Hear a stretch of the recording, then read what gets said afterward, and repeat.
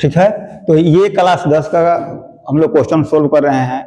और ये प्रश्नावली क्या है, प्रश्नावली हमारा है 1.1, प्रश्नावली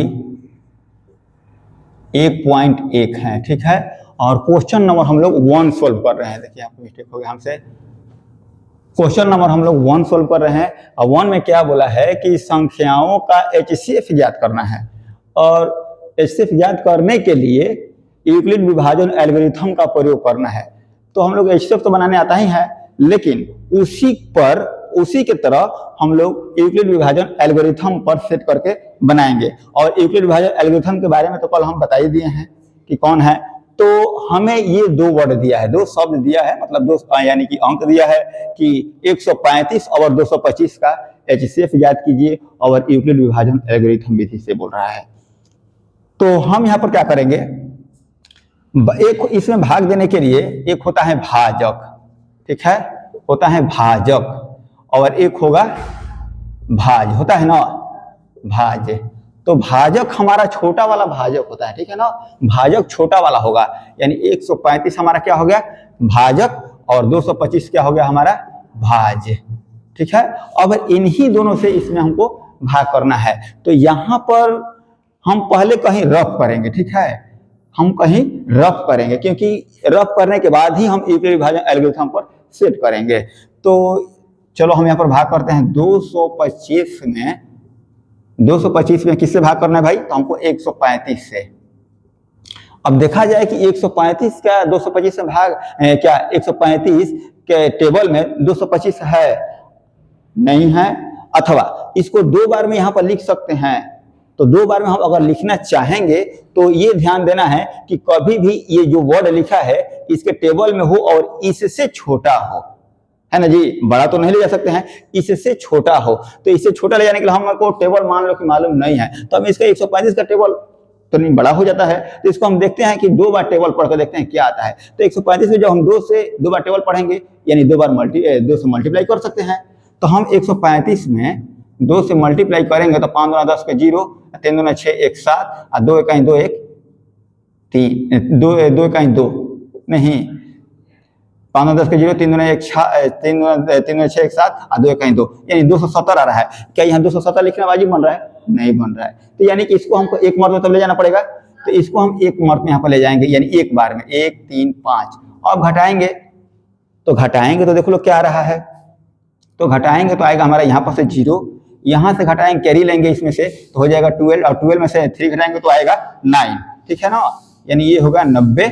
और ये इसको दिया है तो ये खत्म हो गया नहीं, क्योंकि इसमें तो घटा लिए, इसमें से हासिल लेंगे इसमें तो ये हो जाएगा मतलब 12, और 12 में से 3 घटेगा तो 9 बचेगा, और ये 1 और ये 1 दोनों 1 1 हो गया, खत्म हो गया। अब फिर क्या करेंगे हम, इसको यहाँ पर 3 वाले को यहाँ पर उतारेंगे, 135 को यहाँ उतारेंगे, ठीक। अब 135 में हम देखेंगे कि क्या 135 के 90 के टेबल में 135 है, तो वाजिब बात है नहीं। और 90 के पढ़ा दो बार पढ़ेंगे तो 90 दूने 180 होता है। क्या 180 यहाँ लिखना उचित बन रहा है? नहीं, यानी इसको मर्त में यानी कि फिर हमको ले जाना है एक ही बार में, यानी कि 9 90 ही लिखेंगे, ठीक। अब 90 लिखकर कितने बार ले गए हैं तो बोलेंगे कि 1 बार में सर लाए हैं। तो यहाँ पर फिर हम घेर दिए, फिर घटाएंगे तो क्या आएगा हमारा, यहाँ से 5 0 है तो 5 पे बचेगा, ये हो गया 3 में से तो 9 घटेगा नहीं, तो कैरी ले लेंगे तो हो जाएगा 13 यानी 13, और 13 में से 9 घटेगा तो बचेगा हमारा 4, यानी बच गया 45। और अब क्या करेंगे, अभी भी कटा नहीं है, इसको काटना है, अंतिम रूप से काटना पड़ता है, यही तो HCF में है कि उसको अंतिम रूप से काटना ही पड़ेगा। तो अब यहाँ पर 90 हम उतार देंगे, और 90 उतार देंगे तो 90 के टेबल 45 के टेबल में 90 है, 45 दूना 90, तो 45 दूना 90, दो बार में यहाँ पर हम 90 कट कर दिया, यानी कि हमारा ये गया खत्म, यानी कि बन गया।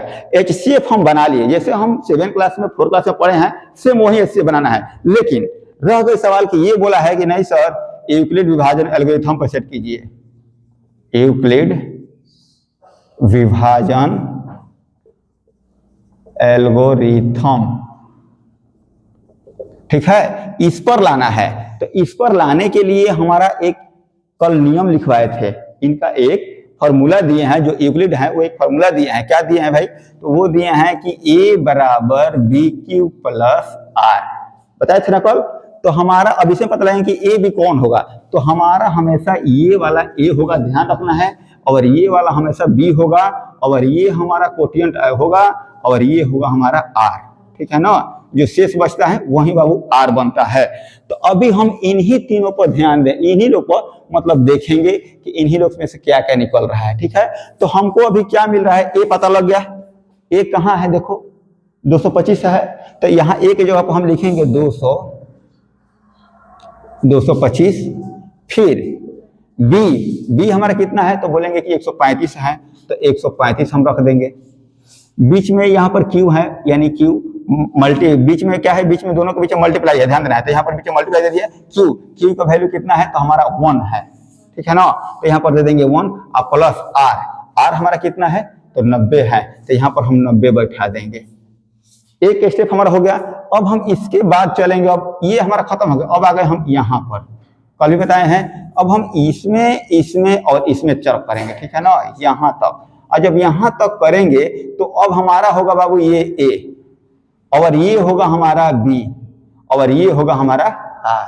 यहाँ पर अब चला गए, तो फिर हमको ए बोला है, तो ए के लिए हम क्या लेंगे 135, तो हम लिख देंगे 135 बराबर, अब 135 तो मैं लिख दिया, ए के वैल्यू ए है, तो ए की जगह पर 135 लिख दिया, बराबर भी दे दिया। अब बी, तो हमारा बी क्या बनेगा, तो बी यहाँ पर देखो बना है 90, तो यहाँ पर हम लिख देंगे 90 मल्टीप्लाई।